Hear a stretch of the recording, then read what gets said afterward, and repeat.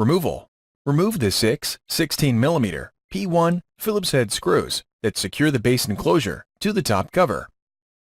Remove the 4 3mm P1 Phillips head screws that secure the base enclosure to the top cover. Starting with the rear edge, carefully separate the edges of the base enclosure from the top cover. Remove the base enclosure.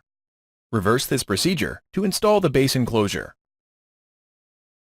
Thanks for watching. Please click subscribe for more videos and weekly updates.